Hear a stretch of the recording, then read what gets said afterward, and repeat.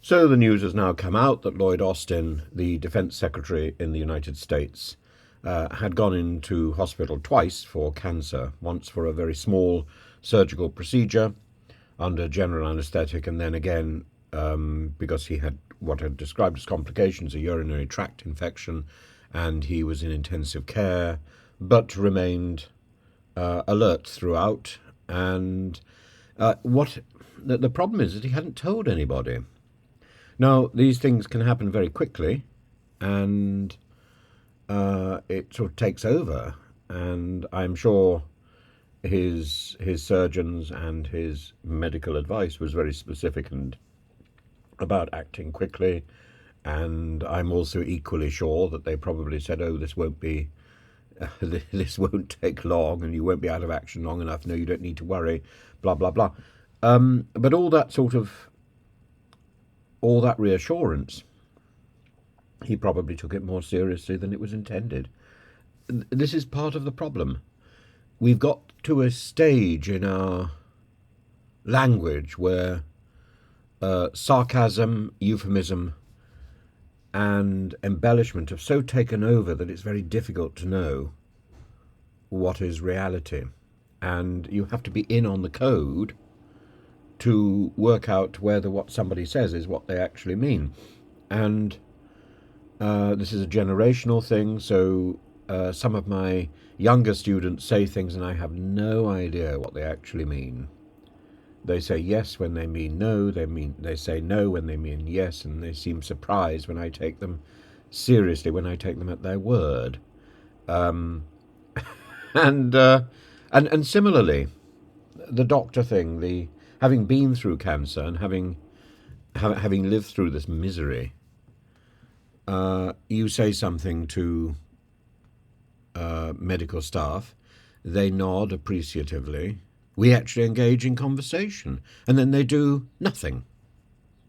And they don't act on the information they've just been given by me, because I am simply the object of attention. I am not a source of information, which of course would be wrong in this particular case. So I was given the wrong drugs as a result of two particularly stupid hematology people who didn't do what they said.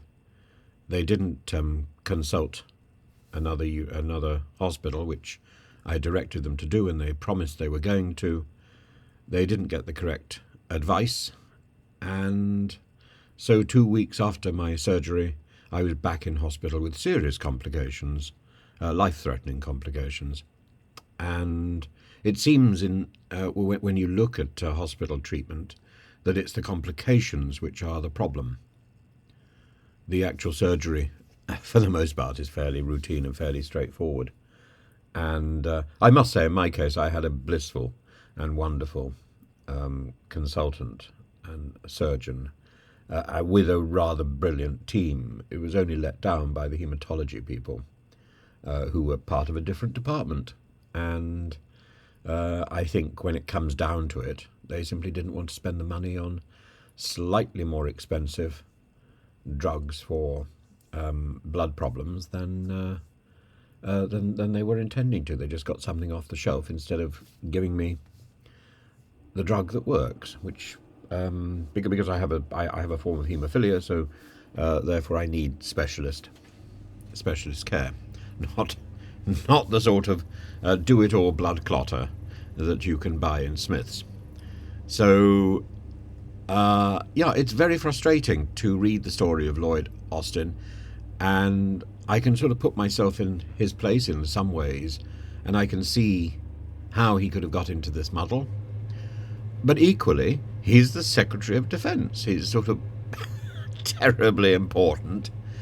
I think the Defence Department runs fairly well on its own, just as I think most departments in Britain run fairly well on their own. They don't really need the Secretary of State, the Minister, pushing buttons all over the place. In fact, they often get in the way. Think of Suella Braverman. But or Nadine Dorris, you'd have no idea what she's talking about.